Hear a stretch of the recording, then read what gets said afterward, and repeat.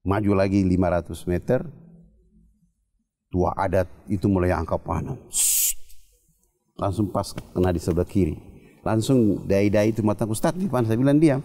Ya. Tenang aja. Ini teman-teman kalau sedekat ini Ustadz Fadlan ada bekas panahnya kelihatan sekali di sini. Tapi ceritanya Ustadz Fadlan tuh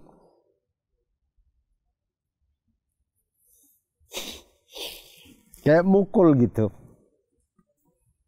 Ayatnya saya sering lihat tapi kayak saya pikir itu kayak jauh gitu dari saya. Kami di Fak-Fak itu satu marga itu bisa punya agama beda-beda. Ada Hindu Islam, ada Hindu Protestan, ada Hindu Katolik.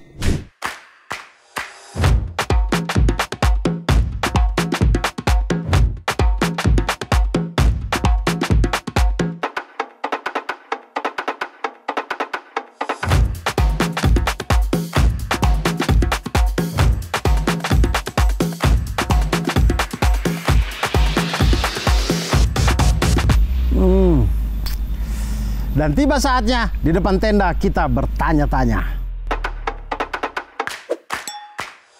Bismillahirrahmanirrahim. Assalamualaikum warahmatullahi wabarakatuh teman-teman semuanya. Waalaikumsalam warahmatullahi wabarakatuh teman-teman semuanya. Ada penonton di sini tapi tidak jawab salam. Memang ini orang-orang tanda tanya agak-agak susah, susah mereka ini. Ya teman-teman, berjumpa lagi di episode kesekiannya tenda tanya. Dan kalau teman-teman melihat nih, ini sepertinya agak berbeda suasananya. Tidak seperti yang biasanya kami camping itu. Karena hari ini saya camping di tempat lain. Ini salah satu tempat yang luar biasa. Ada di Bekasi. Ini ada di pesantren Nuar. Ini nama pesantrennya aja agak unik. Pesantren Nuar Al-Fatih kalau tidak salah. Dan bersama dengan sudah ada tamu spesial sekali. Ini Ustadz kebanggaan kami anak-anak Indonesia Timur dan juga Indonesia tentunya. Ini dia Ustadz Fadlan Garamatan. Assalamualaikum warahmatullahi wabarakatuh Ustadz. Waalaikumsalam warahmatullahi wabarakatuh. Keren. Ini baru kalau misalkan yang begini bilang agamanya bagus, ikut MTQ dan segala macam. Oke, ini saya percaya. Kalau Mamat bilang dia ikut MTQ Syahril Quran, nanti dulu deh. Orang ayat soal khamar aja nggak ditanamin di hatinya dia. Hari-hari minum. Minum air maksudnya Ustaz. Dia minum air. Dia minum air Ustaz. Nah, Ustaz apa kabar Ustaz? Alhamdulillahirrahmanirrahim. Saya cukup kaget Ustaz. Maksudnya kami dari Depok tadi, jalan kemudian ke sini. Kalau teman-teman yang lain karena sudah datang sebelumnya. Saya baru pertama kali saya datang, saya kaget. Ini luas sekali ini pesantren. Alhamdulillah. Saya datang kemudian sepi, ternyata anak-anaknya lagi pada belajar. Ini kami syuting teman-teman sekitar jam 10.24. Sedikit lagi akan ada break duhurnya. Jadi nanti baru kita akan lihat orang anaknya baik. Tapi ini SD sampai SMA Ustaz. SD sampai SMA mereka di sini. SD sampai SMA di sini. Lalu kemudian jumlah tadi berapa Ustaz? 1.200. 1.200 santri yang ada di sini. Dan lebih hebatnya lagi adalah pesantren ini teman-teman. 1.200 santri ini gratis semuanya. Biaya makan gratis, biaya sekolah, biaya SPP, biaya mengaji, pakaian, sabun mandi, semua gratis. Jadi bawa niat aja ke sini. Bawa niat dan semangat berjuang belajar. Karena semangatnya itu harus 13 tahun ya Ustadz ya? Harus 13 tahun. Karena kalau mendidik hanya SD, tidak ke SMP sampai ke SMA, kita tidak atur dia untuk sukses. Dan kalau kita ambil dari SMA tanpa mengetahui SMP dan SMA-nya agak repot. Sehingga SMP dan SD-nya itu agak repot. Jadi kita mulai ambil dari bawah sehingga kita pelajari karakter ini didorong kemana. Ada yang ke bidan, ada yang ke dokter, ada yang ke perawat, ada yang minta ke tentara, polisi. Ada yang minta saya mau jadi camat, saya mau jadi bupati. Ada yang jadi imam tadi. Kalau abang satu tadi sekolah imam itu ya. Ada kelas imam itu di sini khusus. Ada namanya kelas imam khatib. Memang mereka program sudah mahasiswa, tapi di sini. Jadi dari kampung daripada dia tidak kuliah, dia datang Idul Fitri selesai dia datang, bulan Rajab dia kembali. Rajab, untuk mimpin taraweh. Rajab, Syaban, Ramadan dia harus beraktivitas di kampung dia. Selesai Lebaran, Idul Fitri, dia balik lagi menimba ilmu. Sekolah imam lagi di sini. Setelah 3 tahun terakhir kerja bikin skripsi atas perjalanan dia belajar. Setelah itu diuji, wisuda, imam sarjana di kampung. Kita imam di kampung kan tidak sarjana. Iya. Jadi baca kitab juga tidak ada. Iya. Jadi apa yang disampaikan oleh guru atau bahasa di kampung dulu namanya nyira. Nyira itu tuan guru. Oh. Nah, sekarang dia pulang, dia punya ilmu ada, bawa kitab, bawa pulang sih. Kalau ada kesalahan dia bisa koreksi melalui kitab itu. Jadi ibaratnya imam yang ibaratnya tersertifikasi, begitulah ya. Jadi ada yang dipelajari dan segala macamnya, kemudian jadi imam. Kalau kita yang lain ini kan jadi imam asal ditolak, asal didorong sama yang lain kan. Abang aja abang. Asal didorong aja, biasa di musola-musola mall. Musola bandara didorong orang. Kadang kita tidak siap, kita dorong orang lain. Pokoknya saling dorong aja sampai pesawat sudah terbang, kita belum sholat. Nah, Ustadz, ini pertemuan pertama saya dengan Ustadz Fadlan. Saya sering melihat Ustadz Fadlan di berbagai macam channel dan segala macam dari saya zaman SD dulu sampai sekarang. Nah, akhirnya alhamdulillah saya punya takdirnya dituliskan, kemudian saya berjumpa dengan Ustadz Fadlan di sini. Senang sekali saya. Hal pertama yang pengen saya tanyakan dari Ustadz Fadlan itu, Ustadz Fadlan itu kapan mualafnya itu? Saya tidak mualaf. Saya tidak mualaf. Ternyata ada orang Papua Islam. Saya ternyata ada loh. Sejak Islam masuk ke Irian, atau dulu dikenal dengan nama Nuar. Oh, Nuar itu nama Irian dulu. Nama Irian pertama dulu. Yang dipakai jadi nama pesantren ini. Iya. Nuar. Negeri yang menyimpan cahaya rahasia. Negeri yang menyimpan cahaya rahasia. Nuar. Kalau Nuar ini ke Mamat jadi negeri yang berperang ini. Nuar, Mamat salah itu. Kalau A-nya 1 perang. Iya. Ini A-nya 2. Iya. War. Negeri yang menyimpan cahaya rahasia. Cahaya rahasia. Ya. Oke. Kemudian ada 2 perjalanan sejarah yang dua-dua sebenarnya Aceh. Aceh tahun 1000. Oh, ini Islam masuk ke Papua ini ceritanya. 1224 dan 1360. Nah, yang 1224 ini namanya Iskandar Shah, yang 1360 ini adalah Abdul Ghaffar. Dua-dua dari Aceh. Aceh. Samudra Pasai. Cuma Ghaffar ini singgah dulu di Tidore. Dari Tidore baru dia masuk ke satu tempat di Fakfak namanya Gar. Dulu Gar itu dia nama kampung, sekarang dipanggil namanya Furwagi. Furwagi itu artinya saudara dekat. Saudara dekat. Nah, itu tempat itu dia masuk pertama menjelaskan. Tetapi yang perjalanan 1200 itu, dia waktu mau sahadatkan kepala suku Kris waktu itu, dia bilang kalau mau maju bahagia harus tahu dulu alif lam lam ha mim dal. Kalau tidak kamu tidak sukses. Apa tuh alif lam lam? Alif lam lam ha adalah Allah. Oh, mim ha mim dal adalah Muhammad SAW. Oh iya. Jadi dai itu dia menyampaikan dalam bentuk huruf hijayah, tapi dalam. Artinya kalau bahasa orang timur, kami di timur itu ini bahasanya dalam ini. Alif lam lam ha mim dal. Kalau di Jawa kan orang bilang asyhadu an la ilaha illallah wa asyhadu anna Muhammad Rasulullah. Tapi ini Iskandar Shah dia bilang kalau kau mau maju, kau mau sejahtera, kau harus kenal alif lam lam ha mim dal. Iya, kadang kalau sebuah kata yang kesannya tuh mungkin sehari-hari kita pakai itu biasa saja, tapi kalau dieja per huruf itu penekanannya ada tuh. Rasanya di situ ya. Oh, dan lalu kemudian akhirnya disitulah penyebaran Islam pertama di tanah Papua. Tanah Papua berjalan sampai sekarang. Kalau saya hanya mewujudkan apa yang diperjuangkan oleh mereka sebagai pejuang dakwah untuk memberi pesan kepada bangsa dan dunia bahwa Islam juga ada di sini. Ya. Bahkan tidak saja dari Pasai, tapi juga dari Yaman itu ada. Ada Musat, ada Al-Katiri, ada Al-Hamid, ada Sehan. Marga-marga itu ada di. Iya, turun, dapatlah satu penjahat di situ, namanya Muhammad Al-Katiri. Saya kenapa ya setiap kali ini saya selalu gatal pengen ke dia.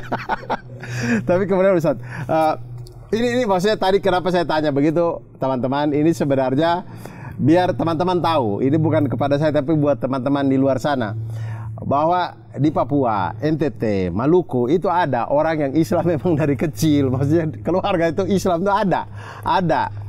Jadi jangan, karena saya waktu kuliah di Malang begitu, setiap kali ke masjid atau apa begitu orang tanya, mualaf sejak kapan? Mualaf sejak begitu. Kalau saya diusir malah. Oh iya, Ustadz SD sampai SMA di Fakfak.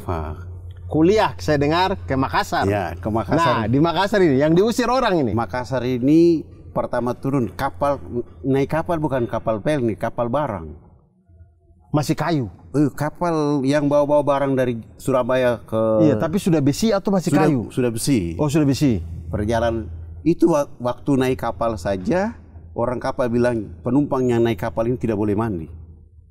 Lah, rambut saya udah kayak pohon beringin. Kulit sudah gelap begitu. Oh, karena air sedikit. Ya, karena dia memang khusus untuk penumpang orang kapal saja. Iya, betul. Karena bukan kapal barang. Bukan kapal penumpang. Jadi kalau kita naik, jadi kita ikuti aturan yang ada. Persoalan yang terjadi, ini sudah hitam gelap, keriting, tidak mandi, lalu nanti sampai Makassar bagaimana keadaan? Ini berapa lama Fakfak Makassar ini? 7 hari. 7 hari. Mama. 7 hari itu bisa bikin RT RW sendiri di atas tuh. Turun dari kapal, ketemu orang di pelabuhan, Assalamualaikum warahmatullahi wabarakatuh. Tidak ada yang mau balas salam. Rambut sudah kulit sudah hitam keling, rambut begini mau bicara Assalamualaikum. Siapa mau balas? Tidak mungkin ini, tidak mungkin. Akhirnya tidak mau balas salam. Saya diam-diam saja, tenang. Tapi waktu sholat subuh saya mau ke masjid, sudah jalan ketua DKM lewat. Karena dia lihat rambut saya itu kribo, saya taruh kopiah hitam tapi tidak nyaman, dia miring ke sedikit ke kiri ke kanan. Jadi dia bilang, iya, harusnya Ustadz tidak usah pakai kopiah saja sudah. Mungkin lebih parah lagi loh. Paksa pakai kopiah itu, kopiah tidak sentuh kulit itu. Tidak bisa di atas saja nih. Di atas, jadi ketika dia tanya, kau dari mana? Bapak, saya dari Irian Jaya. Langsung dia pergi, tidak ada kata habis, langsung ke masjid. Sampai ke masjid, ternyata beliau kasih tahu orang di halaman, awasi orang itu. Jadi begitu saya datang, Assalamualaikum, tidak ada juga yang balas. Begitu saya masuk wudu, ada 5 orang beri awasi saya wudu, benar atau tidak. Setelah wudu saya menuju masjid, di dalam tahiyatul masjid, saya sudah lihat ada kira-kira 10 sampai 15 orang berdiri di kiri kanan untuk awasi saya. Sudah tahiyatul masjid, qobliyah subuh, sholat subuh, ada 2 pemuda, saya tahu mungkin tentara atau polisi waktu itu, yang di kiri kanan. Selesai sholat pulang, duhur datang juga begitu, asar datang, maghrib, isya, saya mau pulang ke tempat kos, baru perintah ketua DKM kepada RT, tolong cek orang itu Islam atau tidak. Padahal sudah 5 waktu ini. Sudah sholat. Jadi begitu saya masuk ke tempat kos, beliau datang, bawa Al-Quran. Assalamualaikum. Waalaikumsalam warahmatullahi wabarakatuh. Ada apa? Warga di sini resah karena Anda sholat di masjid. Memang kenapa? Biasanya warga resah karena kau tidak pernah sholat. Biasanya begitu. Ini resah karena ada orang sholat. Lucu juga sih. Maka untuk meyakinkan warga di sini, saya disuruh ketua DKM. Saya bawa Al-Quran, baca, antum baca dulu. Kalau sudah baca, saya akan umumkan betul kau Islam. Dalam hati saya bilang, kunci Islam kan di sholat.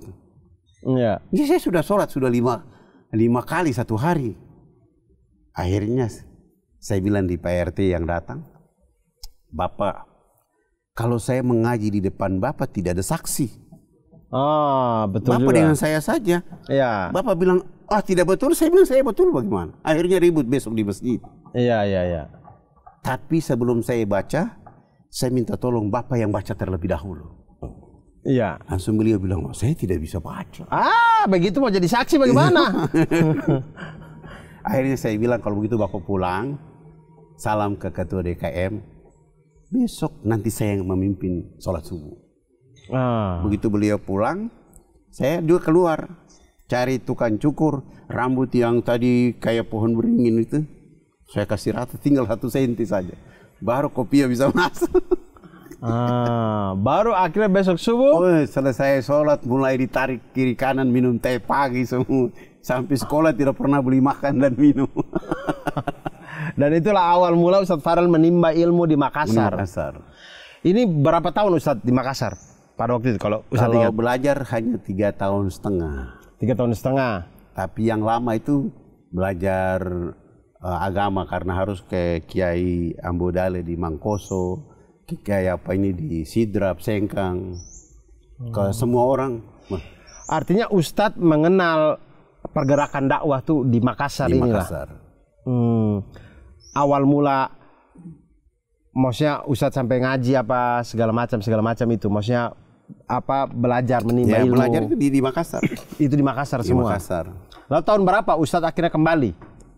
Saya baru kembali, tapi sebelum saya ke Makassar saya sudah dakwah. Oh, dari sebelum di Makassar di Fakfak itu sebenarnya sudah dakwah. Karena merasa dakwah ini asik. Dan saya lihat orang tua juga kerjanya begitu. Pagi-pagi sudah selesai sholat subuh. Putar kaset kayak Zainuddin MZ? Tidak. Oh tidak, saya pembapak tidak itu ada begitu. kaset di sana. Oh. Radio saya tidak ada. Oh ya, Ustadz lebih jadul dari saya ya. Kalau saya kan anak 90-an, Ustadz anak 70-an. Udah tidak apa, suara radio saja susah kalau tidak di atas gunung rumah tidak bisa dengar. Oh iya. Jadi karena keterbatasan itu, ayah saya itu kan guru ngaji di kampung. Jadi pagi-pagi sudah anak-anak kampung kan sekolah tidak ada. Ya satu-satu sekolah adalah sekolah rumah yang dibuat oleh ayah saya itu. Jadi mereka pagi-pagi sudah kumpul mengaji di rumah. Alif, ba, ta, sa, sampai cara khotbah pun diajarkan, cara pidato khotbah juga dikasih tahu, naik mimbar juga dikasih tahu, sehingga pada tempo dulu orang mau jadi imam itu hati-hati, dites dulu oleh orang di kampung itu. Iya. Kalau sesuai baru dipersilakan, kalau belum ya belajar dulu. Nah saya ini merasa kalau saya belum tahu juga kan repot. Pulang dari sekolah, dari kampus atau dari universitas pulang terus suruh jadi imam. Saya bilang ya ikuti dulu cara di sini. Dan itu mereka pegang.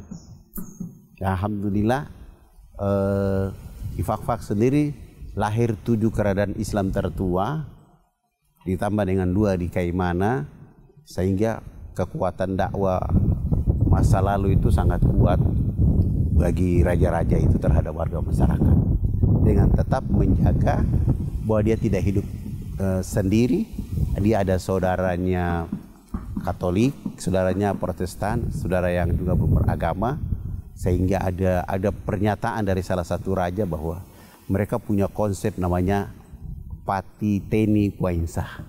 Apa itu artinya? Patiteni Puainsa itu artinya 1 tungku 3 batu. 1 tungku 3 batu itu terjemahan tafsir yang benar adalah adat, agama, pemerintah. Adat, agama, pemerintah.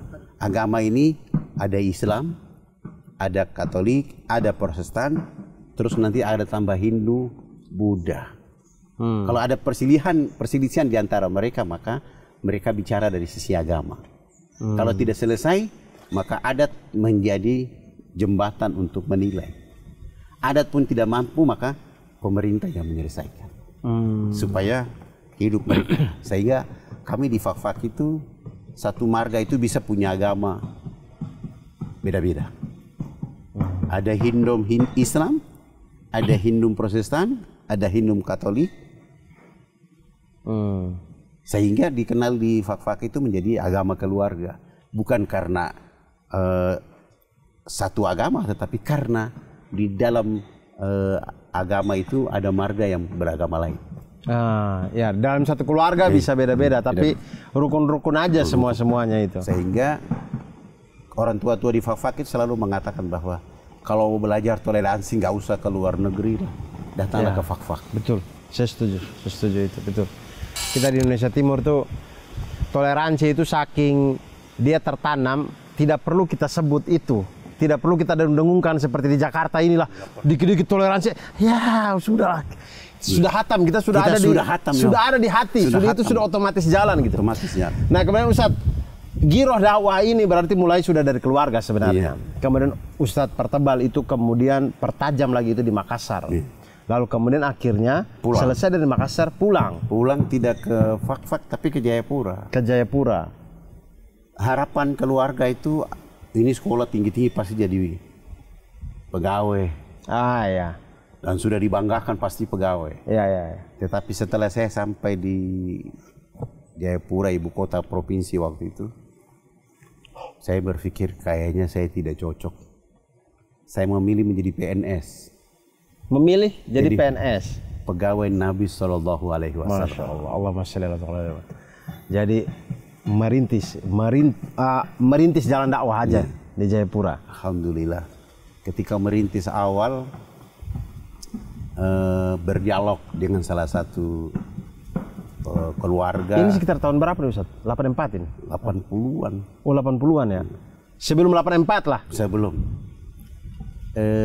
Alhamdulillah, saya datang hari pertama ke tempat dia bilang saya tidak terima tamu. Itu saya ke kantornya. Saya ke tempat ibadahnya untuk minta waktu, dia bilang, karena ini jamaat banyak jadi tidak menerima tamu. Saya waktu itu berpikir, kapan saya bisa ketemu ini abang saya ini. Akhirnya saya memilih datang ke rumahnya. Ketika saya sudah jalan kaki 200 meter, saya lihat dia lari pagi di rumah dan saya bilang, insya Allah saya bisa ketemu. Tujuan saya tunduk kepala itu supaya cepat, jalan kakinya cepat, bisa ketemu. Ternyata dia lihat saya dan masuk ke dalam rumah. Dia lupa tutup pintu pagar, saya sudah di depan. Saya lihat ke dalam tidak ada orang. Akhirnya saya panggil, saya pagi-pagi sudah menyapa, selamat pagi. Tiba-tiba istri beliau yang keluar, pagi ada apa? Bu, saya mau ketemu dengan abang pendeta Alfa. Mohon maaf Bapak tidak ada di rumah. Dalam hati saya, perasaan tadi dia lari pagi. Tadi dia baru lari kok tiba-tiba tidak ada. Tapi saya tidak bahas itu. Saya bilang terima kasih, saya pulang. Besok pagi hari kedua saya datang lagi. Selamat pagi. Anaknya yang keluar. Mohon maaf Bapak tidak ada di rumah. Selama 2 bulan 3 hari saya dapat jawabannya cuma itu. 2 bulan 3 hari Ustadz tiap pagi datang. Tiap pagi datang ke rumah terus. Bahkan di bulan yang kedua itu hari ke-15, bulan kedua saya datang, saya bilang selamat pagi. Satu keluarga itu ancam saya. Anda ini tidak bosan. Tiap pagi datang ke rumah ini seakan-akan ini rumah ini menjadi pekerjaan Anda. Kami sudah bilang tidak ada. Masih saja paksa datang ke sini. Saya pulang. Tapi subhanallah,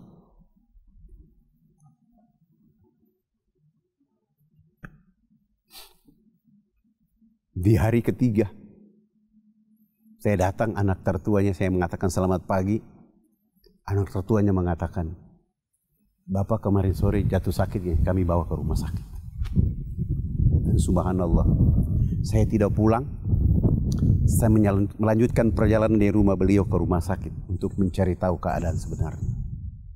Dan subhanallah, dijawab oleh orang informasi, beliau masuk dan ada di kamar nomor 48. Saya juga tidak langsung ke kamar itu. Saya keluar, beli buah-buahan, bikin jadi parcel. Saya pegang dan tepat jam 9 pagi, saya ketuk pintu kamar itu. Selamat pagi. Istrinya langsung menjawab, pagi, silakan masuk. Saya dalam hati saya, dia kan tidak tahu siapa yang selamat pagi itu. Tapi begitu saya masuk, saya lihat wajah beliau sudah mulai galau dan saya hibur beliau bahwa, Bunda, saya dapat kabar abang jatuh sakit sehingga saya beli buah-buahan untuk beliau. Nanti kalau beliau bangun tidur, salam hormat buat tadi Fadlan dari sini. Saya begitu taruh parcel di atas meja, saya mau keluar. Subhanallah, abang pendeta Alfon dari tempat tidur langsung menyapa saya. Pagi Pak Fadlan. Saya batal keluar, saya mendekati salaman dengan beliau dan saya bilang, abang, hari ini saya dapat rahmat yang luar biasa dari Allah. Karena saya sudah cari abang 2 bulan 3 hari. Sebenarnya abang tidak sakit. Tapi abang membuat satu pendidikan keliru terhadap anak dan keluarga. Selama 2 bulan 3 hari. Sehingga Allah membuat abang sakit supaya saya ketemu di tempat. Nanti kalau abang sembuh, jangan lagi mengulangi perbuatan ini. Salaman, cipikan saya keluar. 5 hari kemudian beliau pulang ke rumah. Hari ke-6 saya datang. Subhanallah. Saya sudah tidak ditolak seperti 2 bulan 3 hari lalu.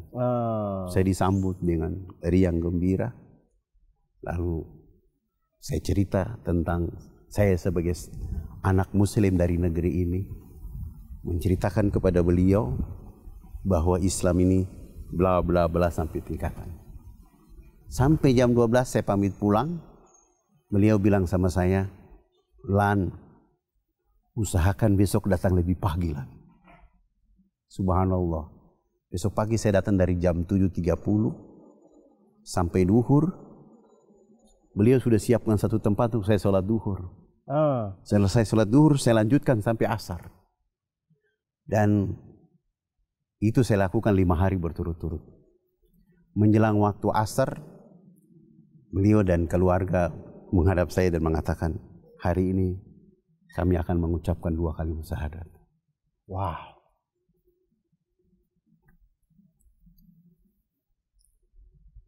Wah, sungguh besar Allah. Luar biasa Allah membuat napak tilas. Seandainya saya tidak kuat dengan mengetuk pintu selama 2 bulan 3 hari, mungkin mereka tidak mendapatkan hidayah. Iya, betul-betul. Artinya kalau ada 1 hari saja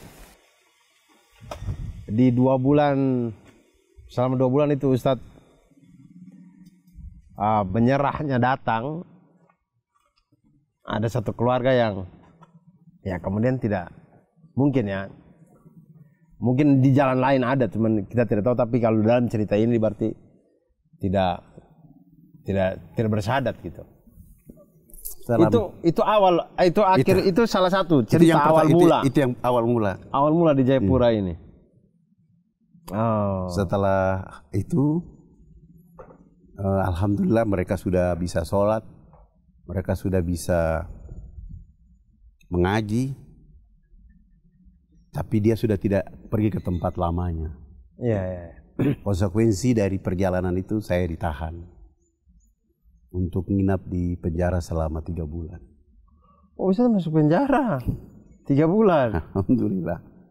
Dan ternyata saya di penjara itu saya lebih happy. Happy pertama, saya berdakwah pada teman-teman yang ada di dalam. Yang kedua, ruang 3x4 bagi saya itu membuat hubungan saya dengan Allah itu tanpa batas. Dan saya tidak di penjara. Dalam hati saya tidak di penjara. Karena setiap detik ucapan memuji Allah itu keluar dari lisan. Di saat-saat tertentu saya membaca kitab suci Allah. Dan selama 3 bulan itu hari-hari happy dengan keadaan itu. Kamar kecil itu tidak ada batasan. Pandangannya semakin luas ke depan. Lalu Ustadz, itu awal mula salah satu ceritanya. Kemudian saya mohon maaf, tapi Ustadz Fadlan, saya itu sempatlah coba googling. Saya ketiklah Ustadz Fadlan.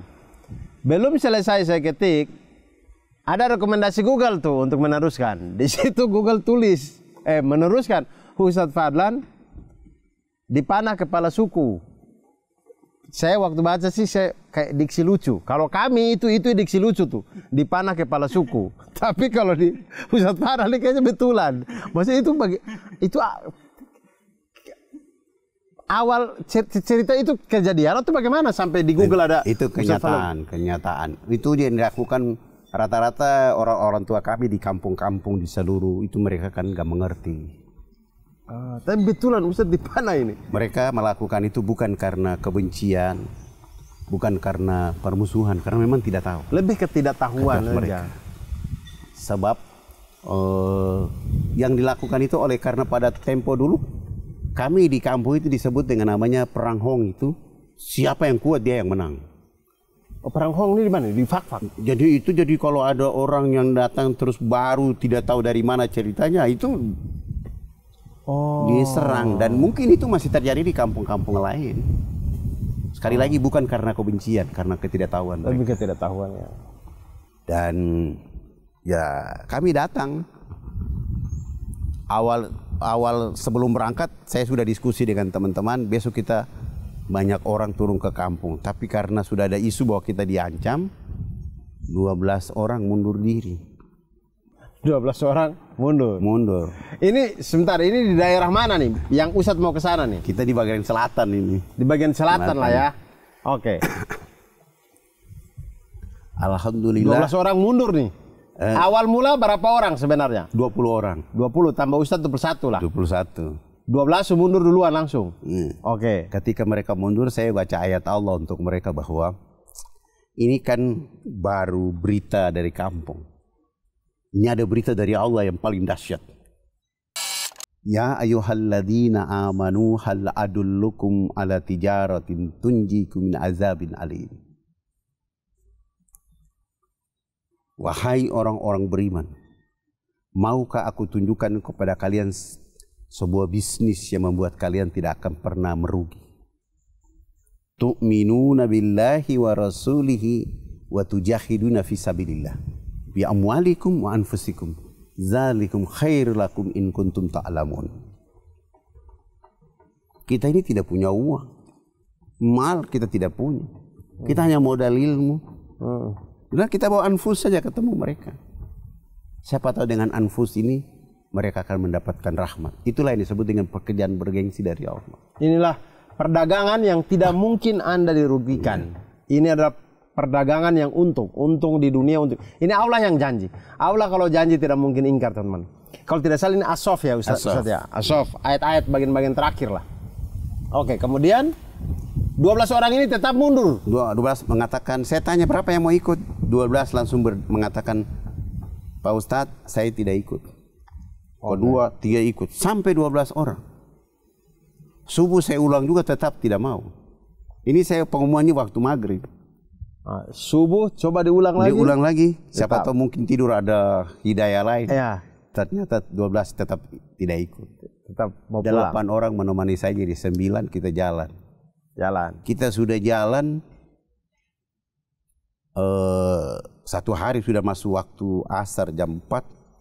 Satu orang lagi menghadap saya dan dia bilang, Pak Ustadz, saya mau pulang karena saya ingat istri dengan anak saya. Saya bilang, oh antum ini melanggar surat At-Taubah ayat 24. Karena istri-istrimu, anak-anakmu, kampung halamanmu, usaha yang kamu takut rugi, lebih kamu cintai daripada Allah dan Rasulnya. Udahlah pulang bye-bye. 7 yang menemani, akhirnya 8 orang. Di perjalanan saya bilang sama mereka, coba takbir. Allahu Akbar. Subhanallah, suara mereka bagus. Dan saya bilang, nanti kalau sampai di tempat, di lokasi, kalau saya yang dibunuh duluan, selamatkanlah diri kalian. Ada yang bilang lawan. Islam tidak mengajarkan kita itu. Dan kita ini di dunia dakwah, bukan dunia perang. Iya. Kami jalan 2 hari kemudian sampai. Sudah lihat di bawah, saudara-saudara kami yang belum mengenal kami itu sudah siap dengan segala perangkat yang mereka lakukan. Kami jalan 1000 meter sudah berdekatan dengan mereka. belum terjadi apa-apa. Maju lagi 500 meter, tua adat itu mulai angkat panah. Langsung pas kena di sebelah kiri. Langsung dai-dai itu mata Ustadz di depan, saya bilang diam. Ya. Tenang aja. Ini teman-teman kalau sedekat ini Ustadz Fadlan ada bekas panahnya kelihatan sekali di sini. Langsung kena tangan kanan duluan. Saya bilang tenang, tidak usah diributkan, nggak usah lawan. Nah, kami maju lagi. Yang kedua kena di sini. Kena di kiri. Nah, akhirnya tulang siku yang ini keluar karena saya terjatuh ini kena batu sehingga yang ini keluar. Saya suruh mereka pulang, selamatkan diri kalian, biarlah saya sendiri di tempat ini. Akhirnya 7 orang lain pulang. Mereka pulang, tinggal saya sendiri.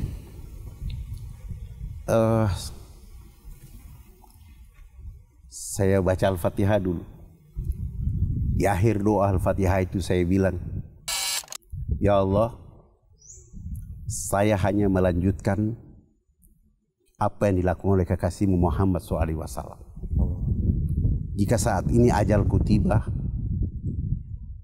aku mohon, panjangkan umurku 30 menit saja dulu. Atau engkau berikan aku hidup 1 jam, agar aku bertemu dengan mereka. Setelah aku menyebut namamu dan nama kekasihmu, terserah. Cabutlah nyawaku. Tiba-tiba kayak energi besar.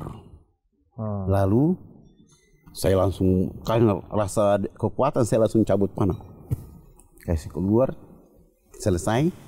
Ada pisau saya bakar sampai merah, saya celup. Ini macam di film-film Rambo ini. Saya celup.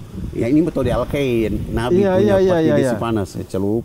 Tidak sakit saat itu? Ya sakit, tapi 3 menit saya tahan dulu. Kan dia merah yang bara ini baru bisa tempel begini. Jadi setelah alhamdulillah yang tadi hitam itu jadi normal kembali. Setelah normal. Jadi kotoran langsung keluar langsung juga. Normal kembali, saya bakar lagi. Akhirnya saya datangi tua adat itu. Saya salaman, saya minta maaf, dan saya bilang kalau saya salah, saya mohon maaf. Salam buat keluarga di sini. Saya mau pulang. Begitu saya pamit pulang, saya baru melangkah 2 meter. Tua adat ini tersungkur menangis. Ketika dia menangis, saya balik lagi. Saya pegang dia dan saya bilang, kenapa menangis? Yang salah kan saya, bukan bapak. Beliau langsung peluk saya dan mengatakan, bukan anak yang salah. Yang salah kami karena belum mengenal anak. Oke, kalau begitu saya mau pulang, dia bilang. Dan kalau begitu saya yang kawal anak. Akhirnya dia membawa saya selama perjalanan di kampung menuju kota. Dia kawal. Dan teman-teman, ini kampung menuju kota ini, maksudnya dari kota ke kampung ini jalan kaki ya, jangan teman-teman berpikir pakai KLX, Kawasaki kah, kemudian pakai RX King, tidak. Ini jalan kaki masuk hutan 4 hari 4 malam. Bapak kepala suku ini dia kawal. Ustadz Fadlan sampai di kota. Sampai di kota, ada teman-teman ribut, saya bilang nggak usah, dia sudah di sini dan kita aman. Alhamdulillahirabbil alamin. 3 hari kemudian karena pengobatan belum maksimal, saya minta pindah ke Makassar. Beliau ikut. Beliau minta ikut. Beliau minta ikut dan karena merasa ini tanggung jawab. Dia bilang yang bikin luka dia saya, bukan siapa-siapa. Jadi saya harus rawat. Saya harus jadi saksi sampai sembuh baru saya pulang ke kampung. Akhirnya kami bawa dia selama. Beliau ikut ke Makassar. Ikut ke Makassar. Selesai pengobatan sudah baik, saya mulai isi kajian-kajian di Makassar. Ada keluarga di Makassar, ada yang bawa sabun, ada yang bawa pakaian baru, ada yang layak pakai, perlengkapan dakwah, hadiah, kami bawa pulang. Begitu bawa pulang, dia lihat ini barang banyak, dia bilang, anak Ustadz ini untuk siapa? Saya bilang, oh ini hadiah orang di Makassar buat bapak dan keluarga di kampung. Langsung dia pulang, dia minta pulang sendiri ke kampung. 1 minggu kemudian dia bawa anak-anak 39 orang, bawa pulang itu bantuan. Dan subhanallah, 1 minggu kemudian baru kami datang.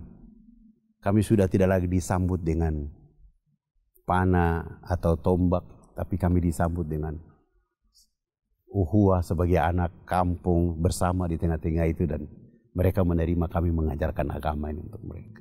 Oh. Dan akhirnya satu kampung ini syahadat. Dan saya tadi sempat tanya di Ustadz di off cam teman-teman, bahkan anak-anak kampung itu sekarang ada yang pesantren di sini. Ada, alhamdulillah. Sampai saat ini, sampai pesantren di sini. Ada yang juga sudah pulang. Ada yang sudah pulang juga. Sekarang ada alumni kita yang sudah pulang 8.000 sekarang. 8.000 orang sudah ya. Artinya secara turun-temurun dari pertama kali Ustadz Fadlan kena 2 panah itu, kanan dan kiri, sampai sekarang alhamdulillah istiqomah dalam keislaman, kemudian bahkan turun-temurun, anaknya ada yang di pesantren di sini segala macam. Maksudnya ini sama hal dengan cerita yang pertama tadi teman-teman. Bayangkan kalau waktu pertama kali peringatan bahwa jangan datang ke kampung ini, seandainya Ustadz Fadlan sudah selesai, maksudnya kayak ya sudah gitu, semangatnya pupus, maka satu kampung itu tidak ada yang Islam berarti mungkin di dalam cerita ini gitu. Masya Allah. Kayak ini nih, saya tuh kayak ayat As-Saff tadi, kemudian At-Taubah tadi, ya maksudnya saya sering jumpai itu dalam bacaan-bacaan, tapi di saya tuh kayak ya bacaan aja. Tapi ceritanya Ustadz Fadlan tuh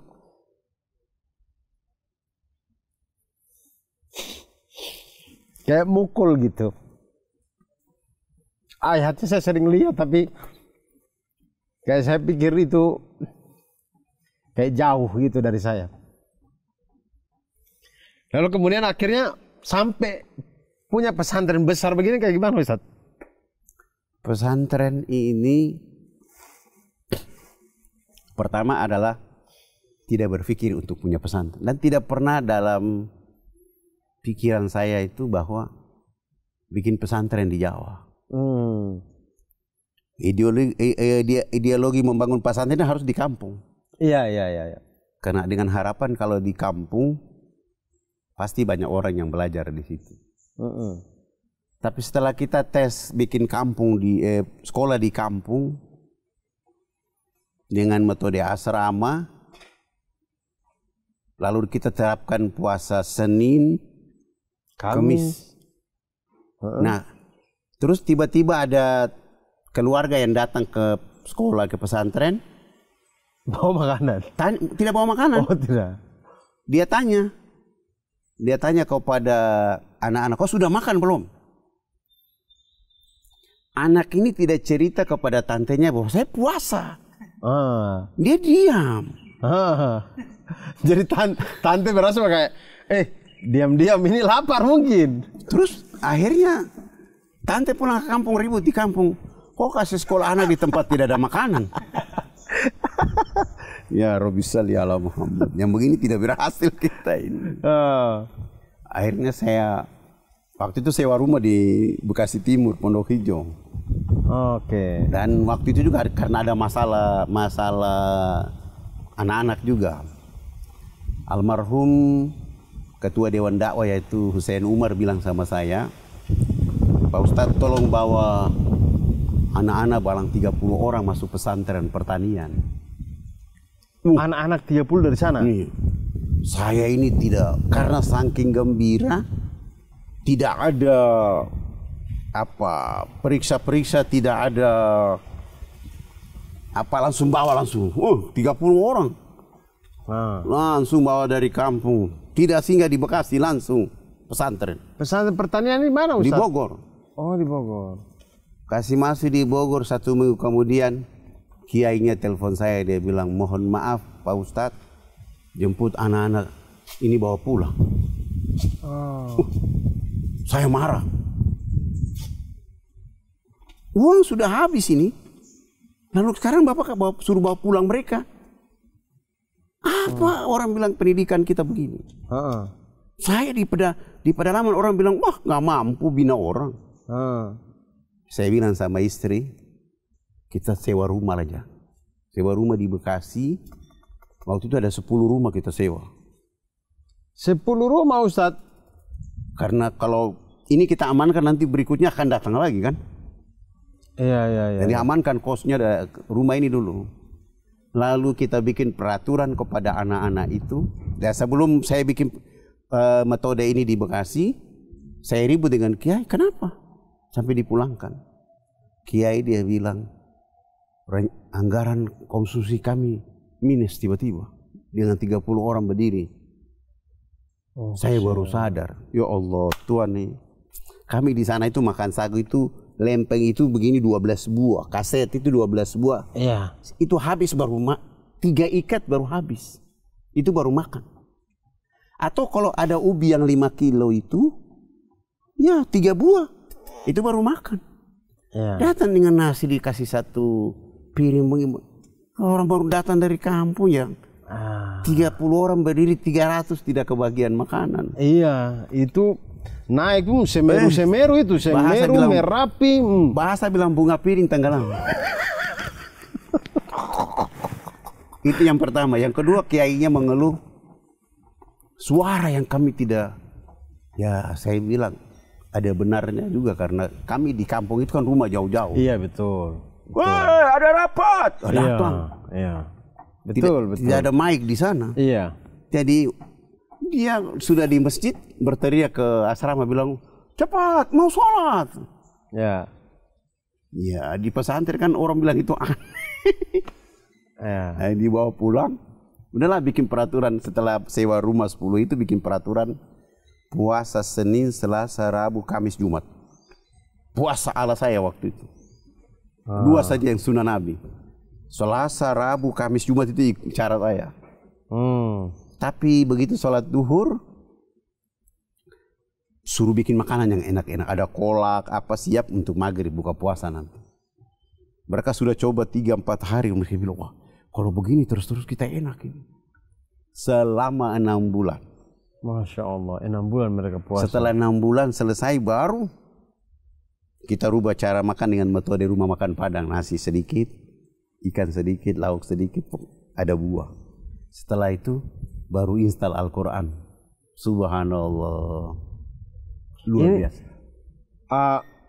Mereka ini 30 umur berapa ini Ustaz? SD? Mereka ada rata-rata ada yang SD, bahkan ada yang sudah kelas kuliah. Oh, jadi range-nya cukup ini ya, variasi ya. Variasi. Dari SD sampai yang umur kuliah adalah 30 orang ini. Inilah yang pertama kali ini. Mereka ini yang menjadi rahim pesantren ada di sini. Iya. As-sabiqun al-awwalun lah, mereka ini lah ya. Mereka kelompok as-sabiqun awalun. Kemudian itu datang gelombang berikutnya. Karena mereka melihat berhasil, terus kita waktu kirim suruh pulang jadi imam, orang di kamar, hebat itu anak itu. Kalau itu kau pulang bawa sedikit. Tiba-tiba ada datang pertama itu sekitar 150 orang. Rumah 10 ini. Rumah 10, tempat makan kita tidak mampu menampung. Akhirnya saya lapor di ketua RT. Satu rumah 15 orang itu kalau 150. Jadi sebagian tidur di jalan. Kita malam-malam pasang tenda. Kalau mobil warga lewat, suruh bangun dulu. Oh. Setelah lewat kesian. tidur. Oh sedih. Masya Allah. Tapi saya bilang sama istri, ya ini perjuangan. Kita harus kuat, membuat mereka kuat. Kalau kita tidak kuat, pasti mereka tidak kuat. Dan spektakuler, alhamdulillah. Melihat wisuda pertama di antara mereka itu, bahagianya luar biasa. Iya. Luar biasa. Lalu akhirnya dari situ kemudian pelan-pelan adalah ceritanya dari tanah ini dan segala macam, kemudian bangun ini di sini Ustaz. Masih berlangsung. Tapi karena begitu tahun 2010 ketua RW menghadap saya, Pak Ustadz, warga mengeluh. Warga mengeluh karena anak-anak ini berdiri sholat, bahkan anak ini kalau berdiri sholat berjamaah di masjid, warga tidak kebagian saf di luar. Kalau datang terlambat. Karena mereka banyak sekali. Dan itu menurut RT waktu itu bahwa anak-anak ini menjadi motivasi buat warga yang tidak pernah ke masjid, akhirnya ke masjid semua. Akhirnya imam mereka marbot mereka. Jadi ajan, anak-anak itu yang ajan. Saya lihat kan sudah bagus, saya arahkan. Udah kita punya tanah, kita pergi aja bikin di sini. Akhirnya alhamdulillah 2011 kita bikin pakai rumah-rumah bambu dulu. Ya masih ada teman-teman, nanti kalau footage-nya nanti keambil, ada di sebelah situ itu rumah pertamanya itu yang bambu-bambu itu. Yang ini semua bambu dan anak-anak semua tempatkan di situ. Alhamdulillah dari waktu ke waktu ada agenia yang datang. Saya satu asrama, saya satu asrama. Masya Allah. Dan akhirnya berjalan sampai sekarang dan kita sudah kemarin 200 santri juga sudah tamat S1. Ada yang profesi di bidan. Mereka sudah pulang ke kampung halaman. Oh, oke. Berarti programnya itu dari SD. Ustadz mereka ambil SD sampai SMA di sini. Baru kuliahnya di luar. Kuliahnya di luar, tapi tetap tinggal di sini. Atau ada yang dia di dekat tempat. Dekat tempat kuliah. Kos di situ. Ada juga yang ke Medan. Hah? Di Medan, ada juga di Jambi, ada juga di Jogja, ada juga di Malang. Oh, itu yang ini kerjasama lah dengan pesantren ini. Kalau perguruan kerjasama. Iya. Tapi anak-anak kita memang harus ke situ. Iya, artinya kerjasama yang ada yang di Medan, ada yang di Jambi, Malang. Oh, Masya Allah. Jadi walaupun SPP-nya tadi 100% jadi 50%, kami tetap membayar itu. Dengan ketentuan jangan tagih besok bulan ini bayar, enggak.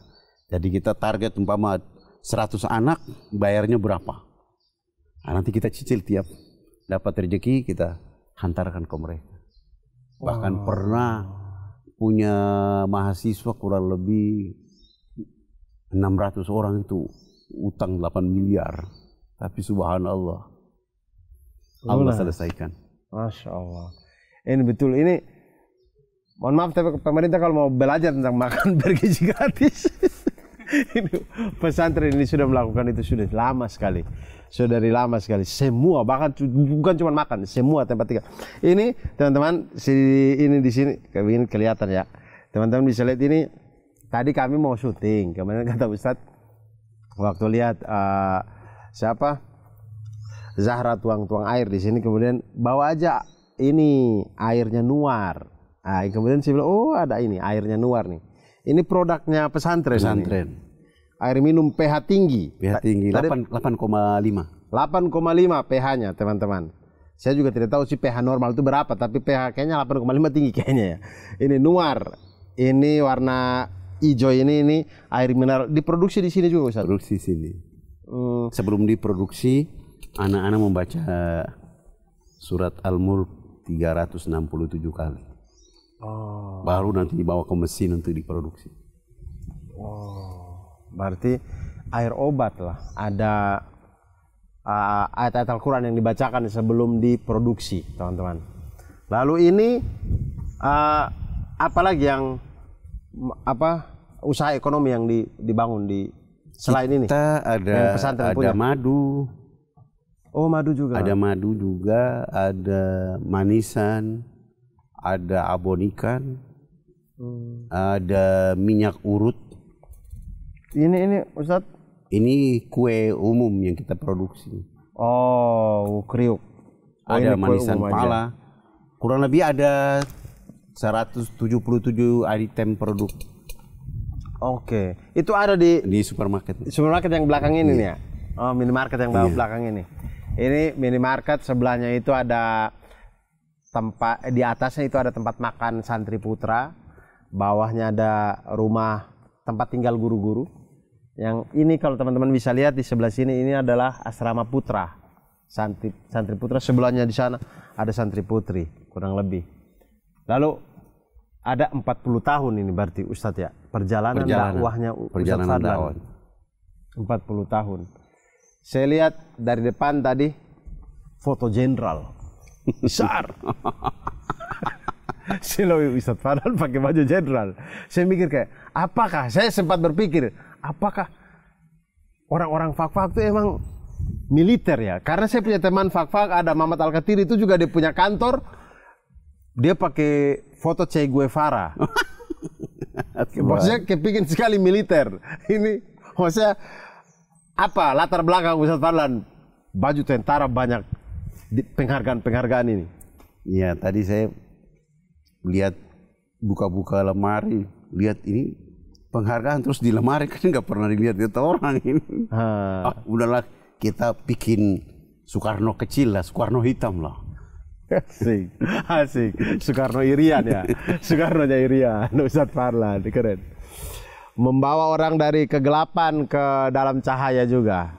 Ustadz, ini Ustadz 40 tahun itu pengalaman yang sudah dibanding dengan kita membaca buku, Ustadz itu sudah menjalani ini.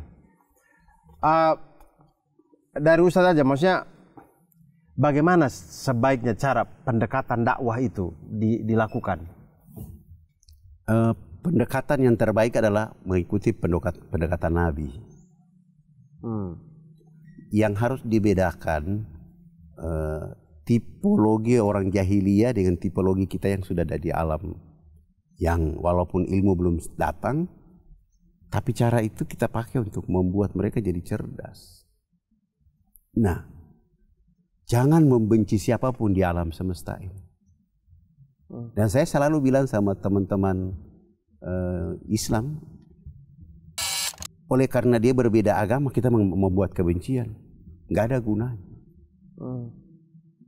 Karena rumah besar itu ada di sini, hati, kolbu. Kolbu ini menjadi satu titik yang dipantau oleh Allah Rabbul Alamin kepada setiap manusia.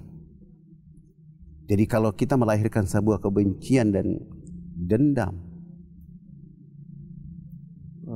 nggak ada nilai hidup. Berarti pendekatan pertama sebelum kita berdakwah, pastikan dulu hati itu lapang, kita bersih, jangan menyimpan kebencian. Jangan melihat karena dia punya kekurangan, dia begitu keadaannya, terus kita bilang ngapain? Nggak boleh. Tapi rangkulah mereka dan satu tekat harus keluarkan mereka dari yang mereka tidak tahu jadi tahu. Lalu dari ceritanya Ustaz Fadlan ini kan saya lihat tipikal Ustaz Fadlan ini, dakwah itu tidak serta-merta langsung dakwah. Ya. Ustaz Fadlan tuh bahkan ngikutin dulu. Kita harus bersama, saya punya teorinya, ketemu masyarakat itu tidak langsung cerita ayat. Nggak ada. Iya. Tapi saya melakukan pendekatan, kira-kira bahasa apa yang cocok untuk mereka. Saya tidak ajak mereka sholat. Tidak. Tapi saya sholat dulu. Bahkan ketika saya berdiri sholat, mereka duduk di situ lihat, dan saya pimpin waktu itu ada 19 orang. Begitu satu dia azan, saya sudah itu qomat, saya maju jadi imam, saya berdiri dan angkat tangan. Allahu Akbar. Sesudah itu Allahu Akbar ruku. Samiallahu liman hamid. Diantar dengan begitu salam ke kanan, selesai ke kiri, langsung di antara mereka yang paling tua naik. Anak. Kenapa anak dengan teman-teman angkat tangan dan mulutnya bicara-bicara? Itu maksudnya apa? Saya tidak mungkin menjelaskan Al-Quran kepada mereka. Tidak.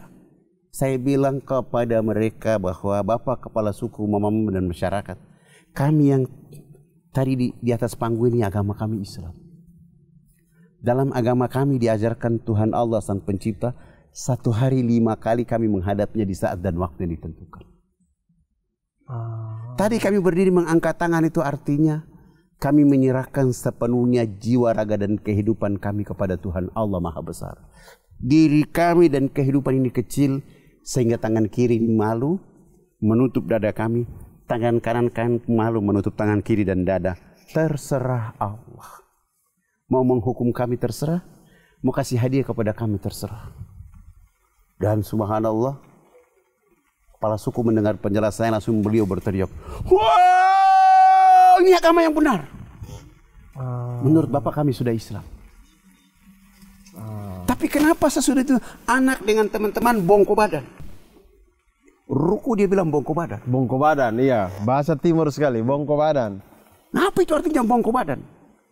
Saya menjelaskan, kami bongkok badan itu supaya melihat seluruh fasilitas yang dikasih oleh Tuhan Allah berupa tanah, pasir, batu, air, hewan, tumbuhan, silakan dinikmati, dipelihara, dilindungi karena masih ada manusia berikut. Langsung kepala suku dia bilang, ini agama yang benar. Tapi kenapa sesudah itu anak dengan teman-teman tunduk cium papan? Sujud dia bilang tunduk cium papan.